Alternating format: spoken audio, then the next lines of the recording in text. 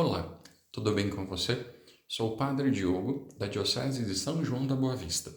Atualmente estou como vigário paroquial no Santuário Nossa Senhora Aparecida e Beato Donizete, onde se encontra o corpo do Beato, que está em processo de canonização. Também estou atuando como chanceler da Diocese e venho, através desta formação, ajudar para que nós possamos pensar um pouco sobre o matrimônio dentro da Igreja Católica e, principalmente, ajudar na compreensão de que o matrimônio ele precisa ser pensado e nós precisamos olhar de verdade se esse matrimônio ocorreu ou não ocorreu dentro da igreja. E para isso, esta formação vai nos ajudar a compreendermos um pouco mais dentro deste pensamento da igreja, daquilo que a igreja acredita e como ela vê este sacramento.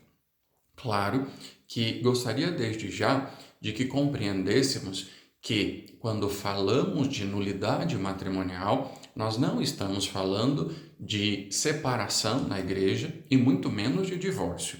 O que nós estamos pensando e avaliando é de verdade se esse sacramento aconteceu ou não. Por isso, nós temos uma dúvida, diante do matrimônio que foi realizado. Podemos ter formalidade, podemos ter tido a celebração, podemos até ter coabitado algum tempo juntos, mas pode ocorrer de que este sacramento não tenha sido realizado da forma que a igreja pensa e como ela vê. E por isso, este sacramento pode ser declarado nulo, pois não foi efetivado, isto é, não aconteceu de fato. Por isso, gostaria desde já que no seu coração, assim como a imagem do Jesus misericordioso no fundo, nos ajude de verdade a irmos ao encontro desse coração misericordioso de Deus que nos ama e quer de verdade que estejamos livres diante de todas aquelas situações que muitas vezes podem ocorrer de bloquear o nosso coração ao experimentar o amor de Deus. Neste começo, eu gostaria que nós pensássemos nesta introdução sobre o matrimônio, como é que a igreja olha e pensa este matrimônio. A primeira coisa que nós precisamos ter presente é que a igreja pensa o matrimônio dentro de um ato e também de um estado. Um ato que é realizado e um estado que provém deste ato que foi feito. Por isso, nós precisamos desta distinção prévia para compreendermos o matrimônio. E, principalmente, mudarmos esse modo de compreender, o modo de olharmos este matrimônio, de compreendermos este sacramento do matrimônio. Por isso, dentro deste sacramento, nós temos estas duas realidades diferentes e distintas, mas que estão unidas, não estão separadas e fazem parte do matrimônio na Igreja Católica. Por isso, o ato, devemos compreender então o ato mediante o qual um homem e uma mulher manifestam a intenção, então por isso prestem bastante atenção nessa palavra, tem que haver intenção de constituírem a partir daquele momento, isto é, a partir daquela celebração onde estão de frente um para o outro e trocam o seu consentimento, ali tem que ter intenção, de realmente realizar aquele consentimento e principalmente de estabelecer entre si uma sociedade de vida conjugal. Isto é, de criar de verdade uma vida, estabelecer esta vida, estabelecer esta comunhão, estabelecer a intenção de verdade de criar esta vida a dois. Então, prestem bastante atenção. Então, este ato realizado diante do sacerdote tem que ser intencional, tem que partir de um desejo que esteja dentro do coração do homem e da mulher. São duas pessoas que estabelecem esta sociedade.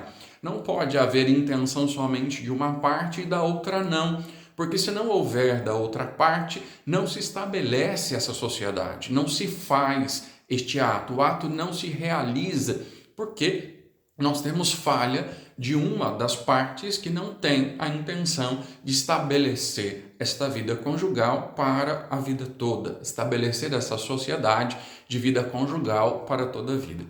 Depois, nós falamos de um estado. Então, se eu penso um ato que é realizado com intenção, eu tenho que lembrar que deste ato vai resultar um estado de vida, né? Uma realidade a ser vivida pelo homem e pela mulher, que agora não estão mais solteiros, mas estão unidos entre si pelo vínculo sagrado do matrimônio, e que vai gerar um estado de vida, ou melhor, podemos dizer um relacionamento que vai resultar para os dois parceiros. Então, não há mais o meu, mas agora começa a existir o nosso.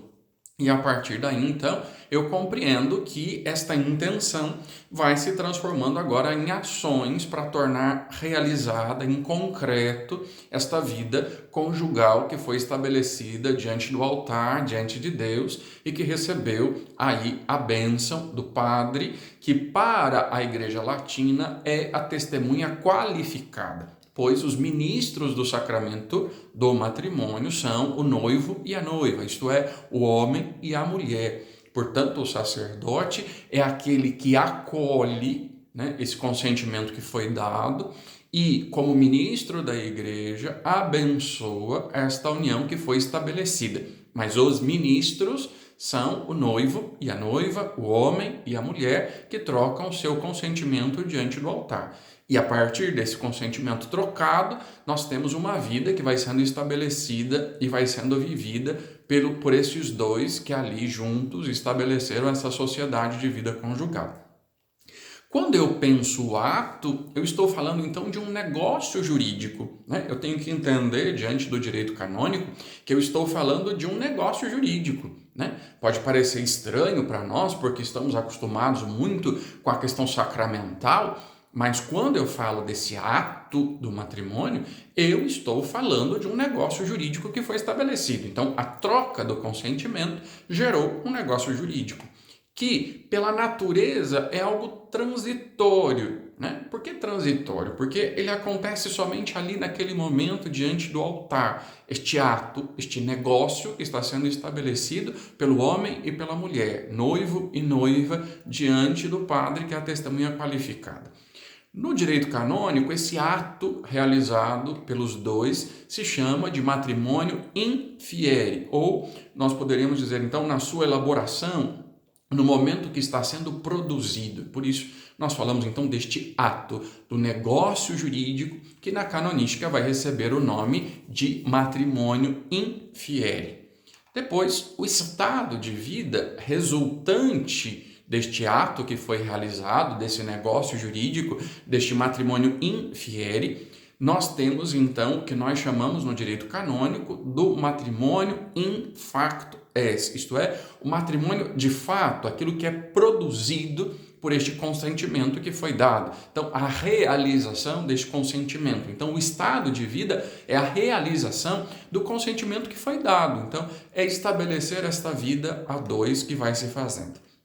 É importante a gente visitar um pouquinho o nosso Código de Direito Canônico, que lá no cânon 1055, o parágrafo 1º, vai dizer que o pacto matrimonial. Então vejam, no sacramento do matrimônio, já o Código de Direito Canônico, que organiza a vida da igreja, vai dizer então deste pacto que foi estabelecido entre o homem e a mulher. Então, o pacto matrimonial, pela qual o homem e a mulher constituem entre si o consórcio de toda a vida, por sua índole natural, é ordenado ao bem dos cônjuges e à geração da prole.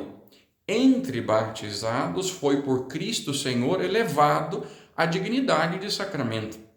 Portanto, nós temos dentro da igreja o único sacramento, né, instituído por Jesus, ou melhor, era uma realidade vivida desde a criação de um homem e mulher que estabeleceu entre si esta relação e esta união, foi elevado por Jesus à dignidade de sacramento. Então, não é uma instituição que parte de Jesus, mas é um reconhecimento da vida que se tem e que é elevada à dignidade de sacramento. Portanto, esse reconhecimento que o Código faz e que nos ajuda a compreender, então, que esse pacto já existia entre homem e mulher e por Cristo, então, é elevado à dignidade de sacramento.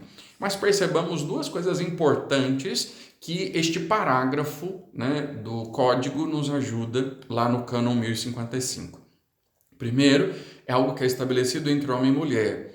Segundo, pela índole natural, ele é ordenado para o bem dos cônjuges. Então, não é só de uma das partes, né? Quando se estabelece a aliança matrimonial, esse pacto matrimonial, temos que pensar que esse pacto é estabelecido para o bem dos cônjuges, tanto do homem quanto da mulher. Portanto, nós pensamos neste bem que é feito àqueles noivos, àquele casal que estabelece essa união para toda a vida. Mas nós temos uma outra realidade também que, além do bem dos cônjuges, nós temos o bem da prole, isto é, dos filhos que são gerados desta união matrimonial, certo?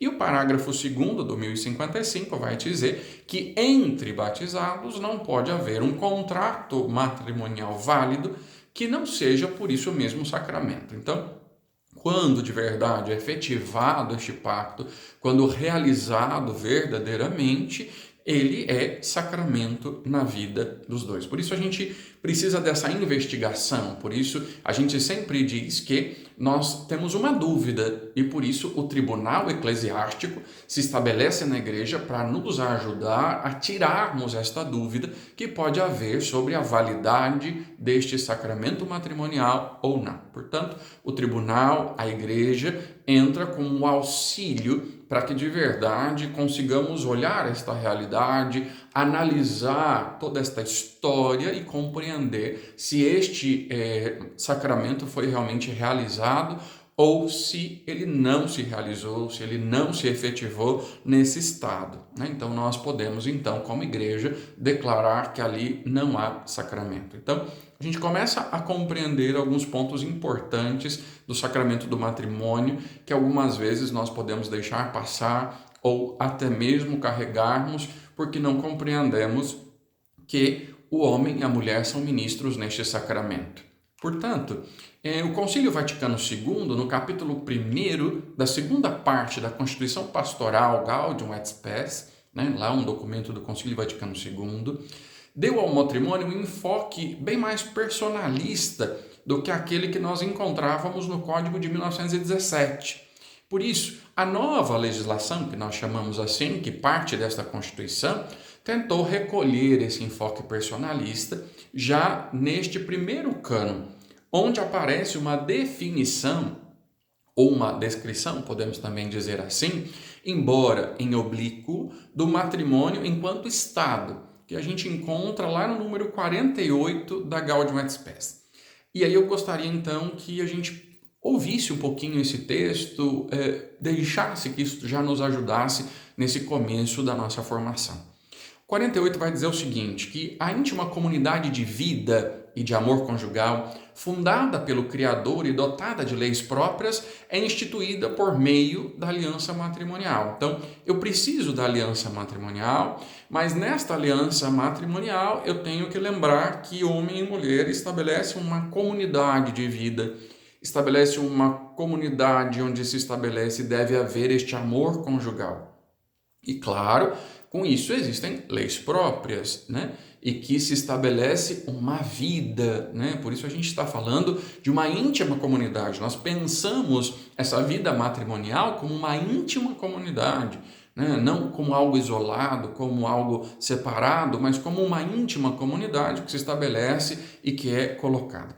E ela é irrevogável e precisa de um consentimento pessoal. Então, a pessoa precisa desejar esta intimidade de comunhão, a pessoa precisa desejar estabelecer esta aliança. Se ela não tem o desejo, se ela não traz consigo um desejo, automaticamente este sacramento não existe. Deste modo, então, vai dizer o texto, por meio do ato humano com o qual o homem e a mulher, isto é, os cônjuges, mutuamente se dão e recebem, um ao outro, nasce uma instituição também à face da sociedade. Se a gente pensar, então, nasce uma nova família, uma nova comunidade conjugal a partir desta decisão, deste ato que foi tomado e que foi realizado pelos cônjuges ali no ato da celebração do seu matrimônio. Confirmado, claro, pela lei divina. Homem e mulher estabelecem uma aliança, um pacto matrimonial. Este pacto matrimonial entre batizados é sacramento, como a gente já havia dito.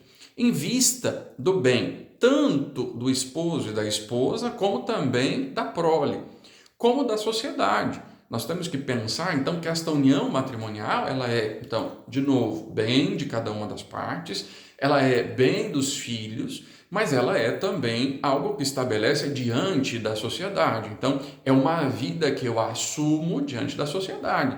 Por quê? Entre todas as mulheres do mundo, você, homem, escolheu a sua esposa. Você, mulher, entre todos os homens do mundo, escolheu o seu esposo. Então, é algo que nós estabelecemos isso, um desejo, e colocamos que você escolheu aquela pessoa para toda a sua vida. E este sagrado vínculo não está ao arbítrio da vontade humana, né? Dizendo assim, agora eu quero estabelecer isso, agora eu não quero mais. Então, é de verdade um desejo que tem que haver para toda a vida, não é para um momento. Ou como a gente muitas vezes acaba ouvindo em alguns momentos, de uma forma errada, algumas pessoas dizendo, olha, enquanto der certo, a gente vai viver casados, e quando não der mais certo, a gente larga. Isso não é o pensamento correto que a igreja pensa sobre a vida matrimonial, porque quando você estabelece esse pacto, você o estabelece para toda a vida. Então é importante que nós tenhamos isso presente, que a pessoa, o esposo e a esposa, o homem e a mulher, está estabelecendo esse pacto para toda a vida e não para durar enquanto dure o amor ou enquanto der certo. Isso não existe para o matrimônio católico, porque nós compreendemos que estabelecemos esse há e deve haver a intenção no coração do homem e da mulher, do noivo e da noiva, de estabelecer esta vida conjugal para toda a vida. O texto ainda continua que o próprio Deus é o autor do matrimônio. Então foi Deus quem criou o matrimônio, o qual possui diversos bens e fins, todos eles da máxima importância, quer para a propagação do gênero humano, quando nós pensamos então que homem e mulher unidos geram filhos, isto é, então para esta propagação do gênero humano, né, para a procriação, quer para o proveito pessoal e sorte eterna de cada um dos membros da família. Então, eu tenho que lembrar que eu preciso cuidar do meu esposo, eu preciso cuidar da minha esposa, eu tenho que ter o desejo no meu coração de cuidar daquele e daquela que eu fiz esse pacto, que eu estabeleci esta aliança. Então, eu tenho que pensar no bem do outro, eu não posso deixar isso de lado. Então, eu tenho que pensar neste proveito pessoal que esta instituição do matrimônio, esta íntima comunidade conjugal vai gerar para esta vivência, para estabelecer esta vida a dois que foi feita, que foi pensada, que foi estabelecida para estes dois. Com isso também, finalmente, nós pensamos a dignidade, nós pensamos a estabilidade, nós pensamos a paz e prosperidade de toda a família humana. Pensemos nesses pontos e nessas palavras que devem também estar dentro do sacramento do matrimônio, né? A pensarmos a dignidade deste sacramento, pensarmos que é um sacramento que pensa estabilidade, isto é, estabelece-se essa vida a dois, esta comunidade íntima de comunhão, precisa haver estabilidade, né? Não pode ser algo que fique, uma hora eu vou ser fiel, uma hora eu vou ser infiel, eu vou viver isso, eu não vou viver isso.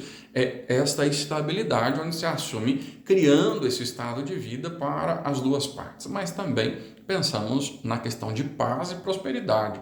Não criamos uma íntima comunidade de vida para vivermos em guerra. Não construímos uma intimidade de homem e de mulher que estabelecem uma nova família para viver em guerra, em estado de guerra, mas para vivermos realmente nesta paz, nesta compreensão, nesse diálogo que deve haver dentro da família instituída e que é chamada a viver. Pela própria índole, a instituição matrimonial e o amor conjugal estão, então, como eu já dizia, ordenados para a procriação e educação da prole. Também eu não vou só procriar, mas eu preciso educar esses filhos. E educar não no sentido simplesmente de mandar para a escola, mas também a educação cristã, a educação na fé, que faz parte desta coroa, desse coroamento que é a instituição matrimonial. O homem e a mulher, que pela aliança matrimonial não são mais dois, mas são uma só carne. Isso nós encontramos lá, de modo muito especial, em Mateus, capítulo 19, versículo 16. Esse esposo e esta esposa prestam-se recíproca ajuda e serviço com a íntima união das suas pessoas e atividades. Então, prestem atenção, né? A recíproca ajuda e serviço. Não tem como eu criar uma instituição matrimonial onde não haja da outra parte esta ajuda e este serviço. Então, é importante que haja da minha parte para com a outra, como da outra para comigo. Então, ajuda e serviço são duas coisas importantes dentro do sacramento do matrimônio que o texto da Gaudium et Spes nos ajuda. Com isso também, nós, as pessoas, né, que estão dentro desta íntima comunidade de vida que é o matrimônio, tem que tomar consciência desta unidade que foi criada. Então, não somos mais dois, mas somos uma única carne. Aquilo que dói em mim deve doer na outra parte, aquilo que me faz mal também faz mal à outra parte, e com isso nós vamos caminhando nesta compreensão de tornarmos-nos uma só carne. Isso precisa ter sempre presente na nossa vida e na caminhada conjugal. E exige cada vez mais, né, que esta unidade, que lhe faz um só corpo com a outra parte, ela faz bem, claro, também para os filhos, porque vai gerando esta estabilidade, esta segurança nos filhos que nascem dessa íntima comunhão. E, claro, a exigência da inteira fidelidade. Como eu dizia, dentre todas as mulheres do mundo, o marido escolhe a sua esposa. A mulher, dentre todos os homens do mundo, escolhe o seu marido, o seu esposo. Portanto, essa fidelidade deve acontecer na vida daqueles que escolheram, né, e que desejaram a realidade do matrimônio, de viver a vocação matrimonial. E com isso também lembramos que esta união ela é indissolúvel. Quando o sacramento é realizado, existe a indissolubilidade. Isto é, o que eu estou querendo dizer? Quando o tribunal analisa uma causa e verifica que ali não há motivos para declarar a nulidade matrimonial, ele não tem autoridade para declarar aquele matrimônio nulo. Portanto, o sacramento realizado, nem mesmo o Santo Padre, o Papa Francisco, pode declarar aquele matrimônio nulo. Portanto, a responsabilidade de um tribunal é, de verdade, de averiguar os fatos e de encontrar se realmente ali houve nulidade matrimonial, houve aquilo que fez com que o sacramento não existisse. Portanto, a nossa segurança realmente de entregar uma causa ao tribunal é de verdade de confiar nesta igreja que busca a justiça, que busca o bem dos seus filhos, mas principalmente uma igreja que não brinca com o seu sacramento. Uma igreja que quer verificar realmente se ali houve ou não houve um sacramento. Por quê? Porque esta indissolubilidade da união está em jogo quando nós falamos de um matrimônio católico. Ainda nós vamos caminhando neste pensamento e vamos ainda lembrar cada vez mais que o cânon 1055, parágrafo 1º, podemos dizer que o que ele descreve mais diretamente é o ato, porque fala do pacto, fala da aliança, que nós chamamos em latim de fidus, né? E o resultado desse pacto é exatamente o estado, que é o infarto, esse que é a comunhão para toda a vida. Também a gente olha lá o cânon 1096, parágrafo 1º, que também nos ajuda no seu conceito, embora um pouco menos desenvolvido. Vamos lá ao texto. Um consórcio permanente entre homem e mulher, ordenado à procriação da prole por meio de alguma cooperação sexual. Percebamos que, de novo, nós estamos trabalhando de um consórcio, de um negócio, de um pacto que é realizado entre o homem e a mulher. Como a gente percebe aqui, aparece um conceito menos doutrinário, mas com os mesmos elementos do cânon 1055, que nós já comentamos. A comunhão de vida, que inclui necessariamente o bem dos cônjuges, quando a gente fala dessa comunhão de vida, e a procriação e educação da prole, como responsabilidade dos pais para com seus filhos. Como a gente pode deduzir facilmente, o matrimônio ato, né, e o matrimônio estado encontram-se numa relação que nós podemos dizer de causa e efeito. E é isso que exprime o cânon 1134 do Código de Direito Canônico. Do matrimônio válido, origina-se entre os cônjuges um vínculo que é, por sua natureza, perpétuo e exclusivo. Por isso, o matrimônio estado recebe também o nome de matrimônio vínculo. Isso é, se estabelece um vínculo entre o homem e a mulher, o esposo e a esposa, que é para toda a vida. Lembrando, então, por isso, perpétuo e exclusivo para aqueles dois.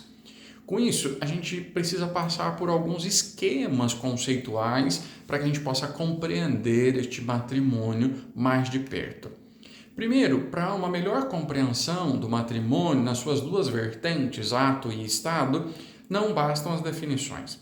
É necessário explicá-las, analisar os seus termos. Mas essa explicação e essa análise seguiram no discurso da história linhas diversas, né, que antes do que excluir se complementaram. Antes delas se excluírem uma a outra, elas se complementaram durante a história, durante a caminhada da igreja.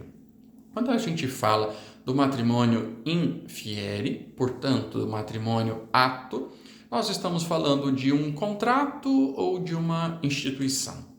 O cânon 1057, parágrafo 1º, é explícito. O matrimônio é produzido pelo consentimento entre pessoas juridicamente hábeis, legitimamente manifestado. Então, as duas pessoas precisam ser juridicamente hábeis, isto é, para produzir esse consentimento, para dar esse consentimento, e também precisam manifestar isto legitimamente na celebração, como é feito, né? Como a gente já acompanhou, já passamos, já experimentamos, já participamos de outros, né? Então, nós percebemos esta realidade que ele é manifestado dentro da celebração perante a testemunha qualificada, que é o padre colocado ali, o diácono, para assistir aquele matrimônio.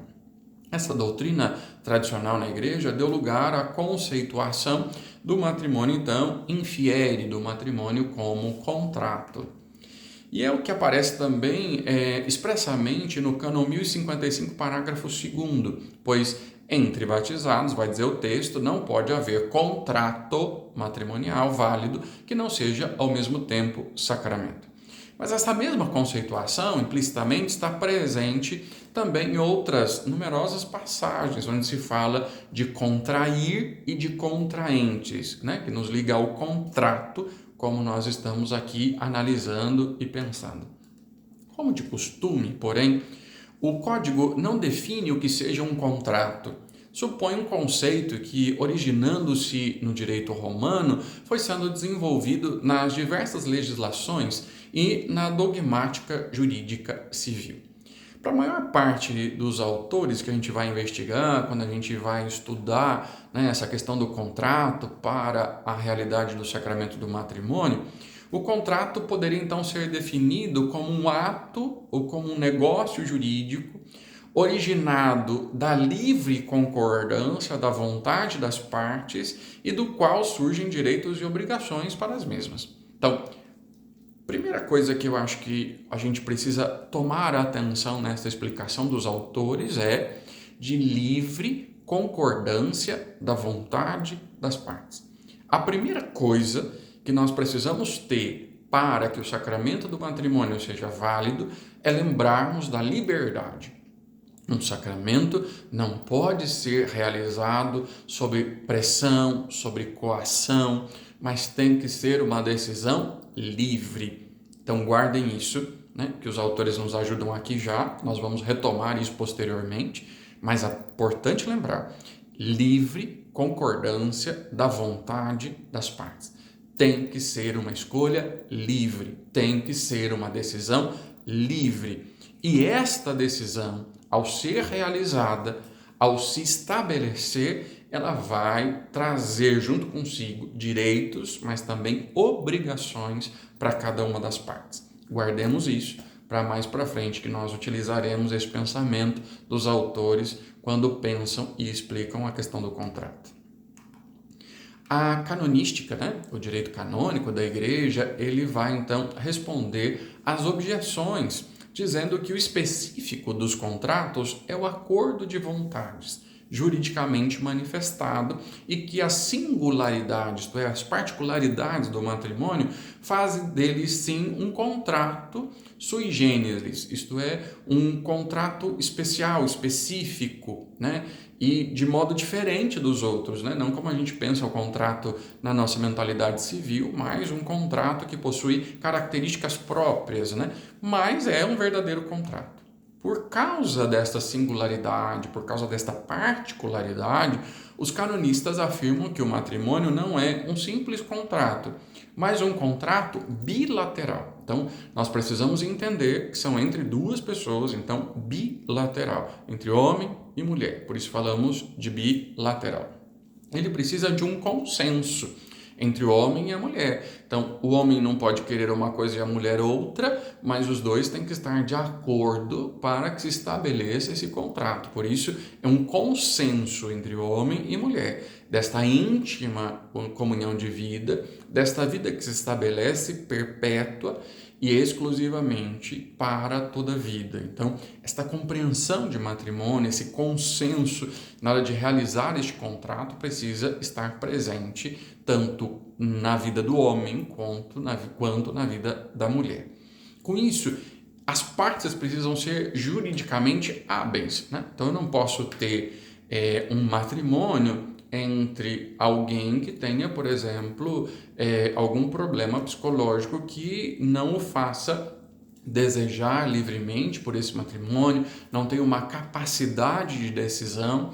Por isso, é isto que o Código vai nos lembrar de pessoas juridicamente hábeis, mediante ao qual entregue e aceita um direito mútuo, perpétuo e exclusivo. Então, neste consenso, eu entrego um direito mútuo, isto é, tanto do homem quanto da mulher, de um para com o outro, do outro para com este. Então, os dois têm de verdade esse direito mútuo. Lembrando que esse direito também é perpétuo e exclusivo. A quê? A uma comunhão de vida conjugal. Então, quando se estabelece de verdade esta aliança, esse pacto matrimonial, nós estamos estabelecendo isto para uma comunhão de vida conjugal. Não é para me isolar, não é para continuar solteiro, não é para continuar a vida de solteiro, mas é para viver uma realidade que nós estabelecemos como comunhão de vida conjugal, que pela sua natureza está ordenada ao bem dos cônjuges e à procriação e educação da prole. Agora a gente vai olhando um pouquinho esta realidade dos termos que nós utilizamos nessa explicação. Contrato bilateral, porque as obrigações que surgem para uma e outra parte são as mesmas, tanto no gênero quanto na intensidade. Então, se eu penso nessas obrigações do homem para com a mulher e da mulher para com o homem, são as mesmas. O homem não tem direitos maiores do que a mulher, né? E a mulher não tem direitos maiores ou menores do que o homem.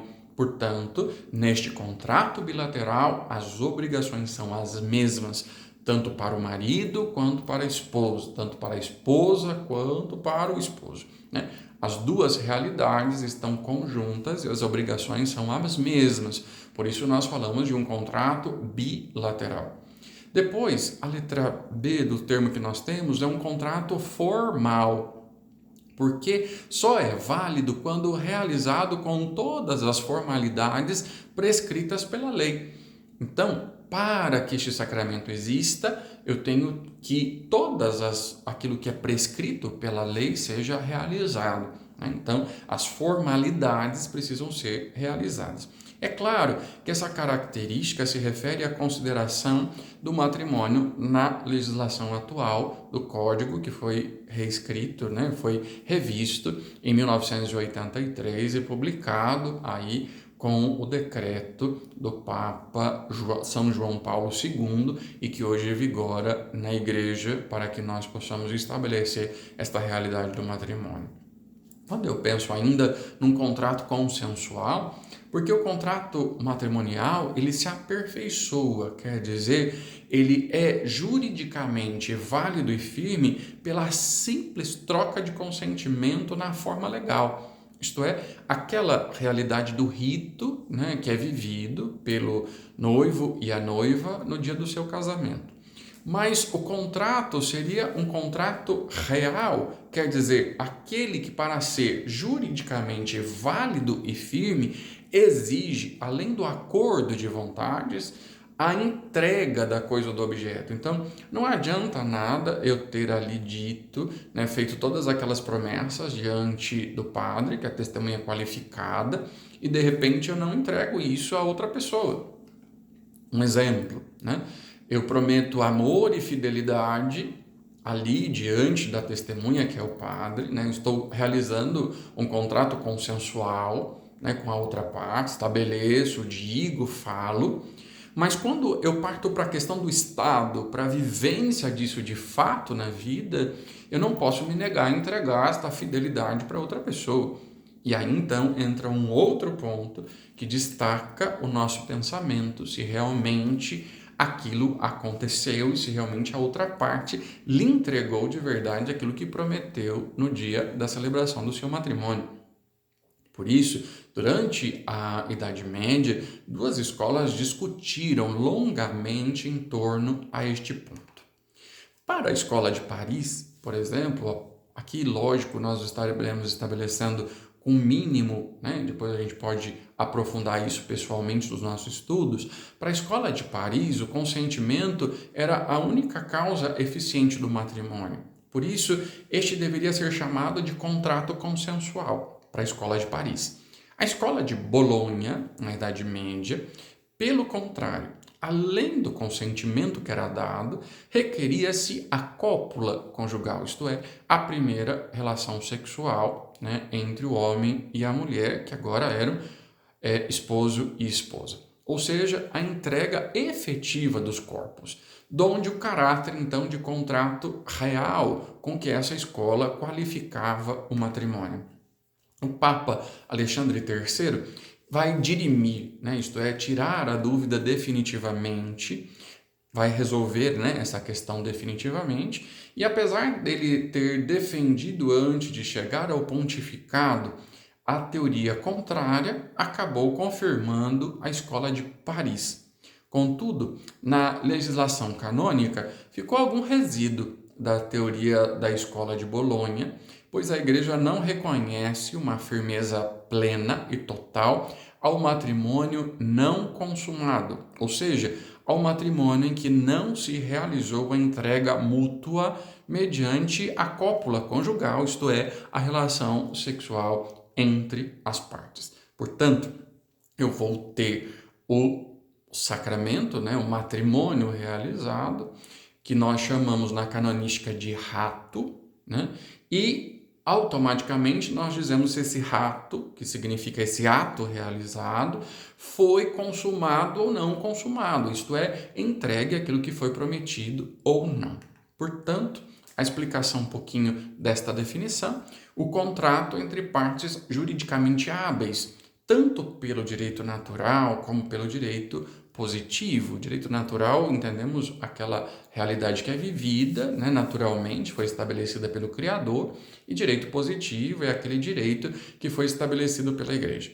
Especificamente, o contrato matrimonial só é possível entre um homem e uma mulher, que careçam de impedimentos, que nós trabalharemos mais para frente esses impedimentos, concreto e que pretendem contrair matrimônio.